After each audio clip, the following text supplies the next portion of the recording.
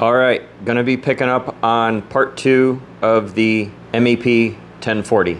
If you did not watch the first video to see where I'm at on the project, you should do that, and there's a link below in the description. So where I'm gonna pick up with it is moving forward with the problems that I immediately identified before with the fuel pump and the motor mounts. So I'm gonna prep for that, and then as I move forward, I am going to show parts and stuff like that. All the parts and things like that, I'll have links for down in the description if I have places that they're available for.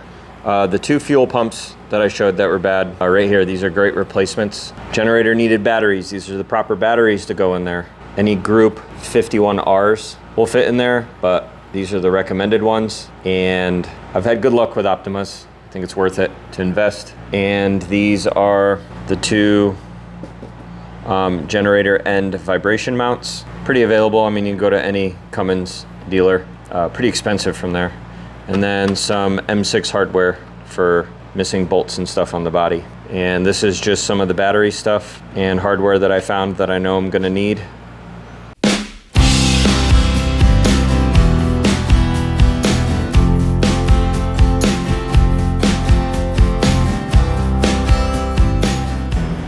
All right, got the whole generator opened up to be able to see from the top and get access. I'm gonna do the fuel pumps first. Here's my old ones. This is that temporary one I had in there. I have to take this fitting off. Just gonna switch everything over. And then on the new ones, they come with just open pigtail ends. So I have to splice the connectors on there, and it's labeled what's positive and negative. The brown is the positive, the black is the negative, and it's labeled coming out of the pump as well. It's probably supposed to be red, but it might be brown. And obviously the in and the out on the pump, just make sure you pay attention to that. Put the fittings back where they are. These ones are pretty straightforward.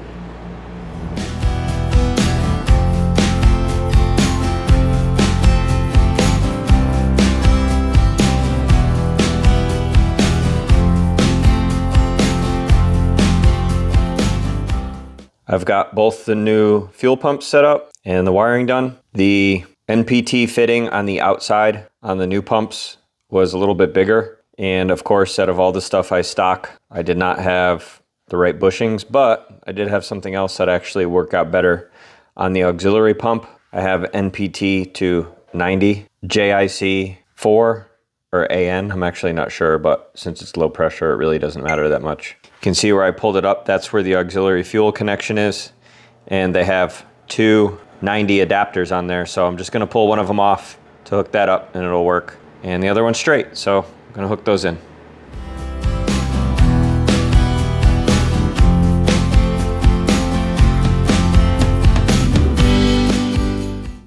All right, both new pumps are installed, hooked up electrically, and plumbed in. Next thing I decided I'm gonna do is I'm gonna take it back outside and give it a good soak in some super clean and rinse it all off. I already took the vacuum off camera and got all the leaves and stuff that was out of here, like the big stuff. Because you can see over time, it has some oil seep and stuff. And I took the access cover on the front off too. Because I noticed when I had it kind of parked, some oil had seeped out. And it is wet up here. You're not gonna see it in the dark, I'm sorry.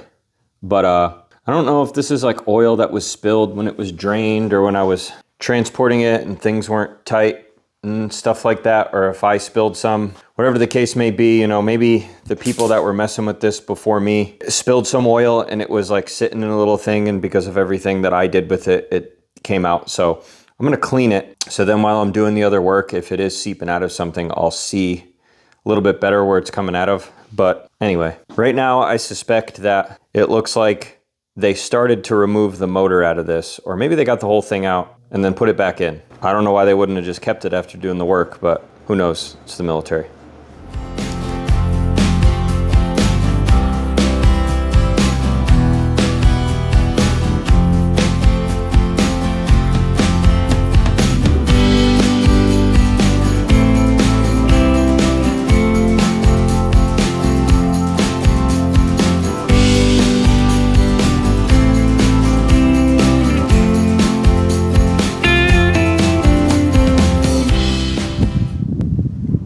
All right, just finished cleaning this thing up. Cleaned up pretty nice. I can see the serial number on the engine and all that. got most of the grime off of it. Super clean, works great. I also decided while it was out here to top off the coolant with the Caterpillar ELC, and discovered another problem. As I was filling it up, that little point of damage right there, the ELC started to bleed out of it. So there's a hole in this radiator. Of course, I went against my better judgment. Instead of just filling it up with water, continued to fill it with the nice expensive coolant. So this hose that's right here is a coolant drain. It doesn't have any sort of valve on it, but it looks like it's an JIC fitting with just a cap. So I'm gonna try to clamp it off, and then this coolant is brand new, but I don't wanna put it directly in the bottle in case for some reason there's contamination. So I have this oddball military water jug in my stock that's black, and I am going to drain it into here, and then I'm gonna label this used coolant. Because if it looks clean, I'm just gonna put it back in here once I figure out what to do with either replacing or repairing that radiator. So let's see how this goes.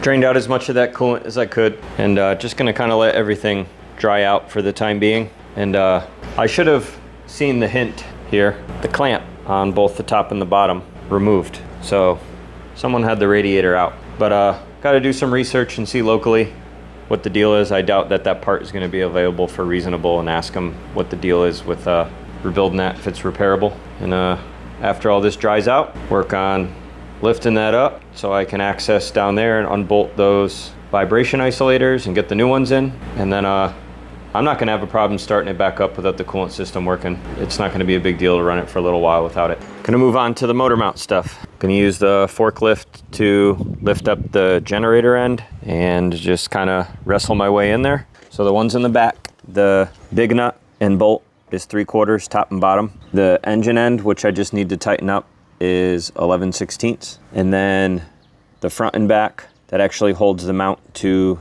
the generator skid, at least the way it's fitting on mine, I don't know why, it's 1/2 inch on the top, then it's like a 15mm nut on the bottom. Now I don't know if whoever had this apart mixed up hardware and that's just the way it's working out, but that's the way it's working out for me to fit the best. But anyway, so just gonna struggle to get this done, but I'm gonna get it done.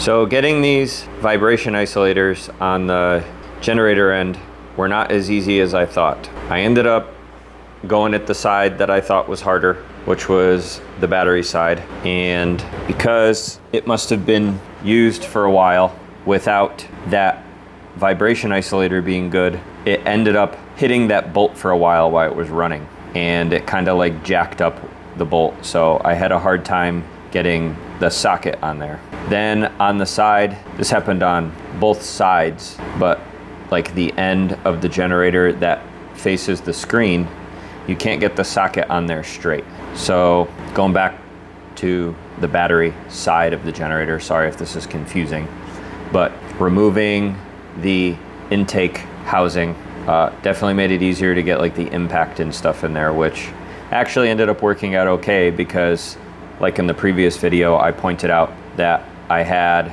the issues with the wires that looked like they were cut and spliced together. So it's gonna give me a little bit better access to get in there and tighten up and neaten up the wires and stuff that are in there. So I was eventually able to get it in there, very frustrating.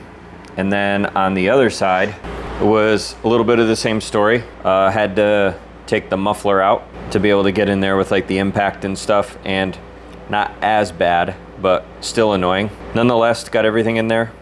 You do need to make sure that the bolt that comes from the bottom is put into the vibration isolator before you bolt the vibration isolator down.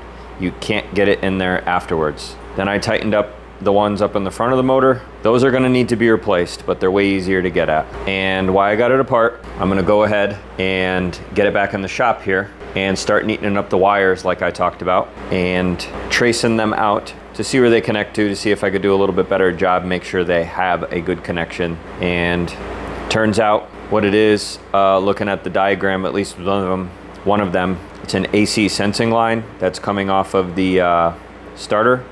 So I guess that's what disconnects the starter while it's cranking, going through its starting procedure. And not sure what the other one is yet, but as I disconnected them and was about to just wrap the wires around them, I realized they're not done very well. It's like they just put a little drop of solder or something on there and twisted the wires together. So I'm going to use some heavy duty butt connectors and go at it that way, and then wrap some electrical tape and then wrap some wire harness tape around them, and that should be good to go. And get the batteries and everything installed.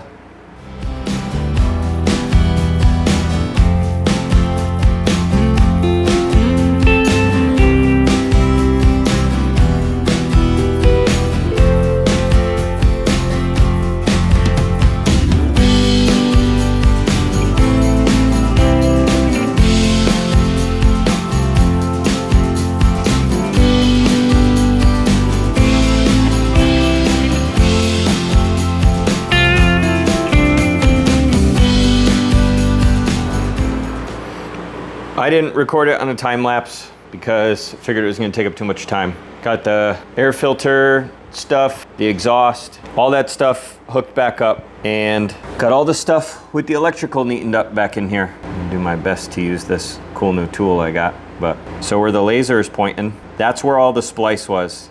Of course, it's going back there and you can't see it very well, but one of them was soldered really, really well. So I just electrical taped around that solder, and then the other one that was barely soldered at all, I put a butt connector and stuff on. Electrical taped around that, electrical taped around the whole thing, and then I used wire harness tape. And there also was a little break in the wire. You can probably see it where the laser is. It's hard to aim both these things at once. Kind of shaking on there, but that covered that up too.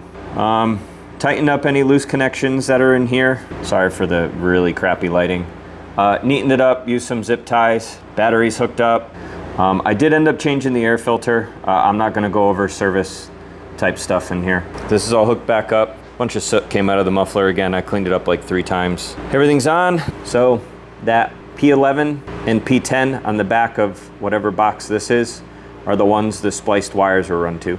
Can't remember if I'd already shown them, but got the 2 new pumps up in there. So with the new batteries and all that in here, this should actually start. I am not going to start it in here, but what I would like to do is put power to it for the first time. So I'm gonna close this breaker. It's gonna be the first time for it being under its own power. Well, we got something, I see green. Whoa, it looks like one of those wonky mirrors. All right, well, it's priming. That new pump is working, ready to crank. So it's doing what it's supposed to. We have spies. So I'm gonna get it back outside and oh, I guess when it's hooked up the right way, it primes and stops running the pump. I don't know. Get it outside and see if it starts. Cool. All right. It says ready to crank.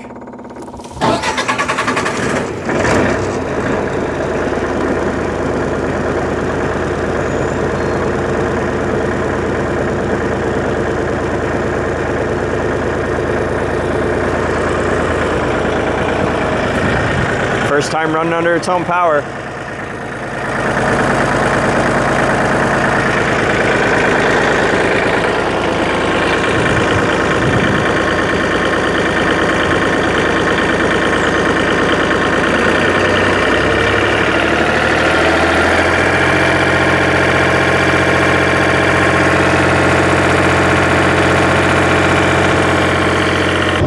That's cool.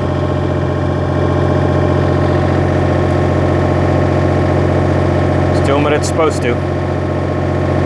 With that being said, I'm gonna wrap up this update video on this, carry on with the part 3 once I get either repair or a new radiator, and then move on to doing my 6-hour load test on it. I'm hoping the radiator is gonna be the last thing that really needs to be done on it. Stay tuned for part number 3.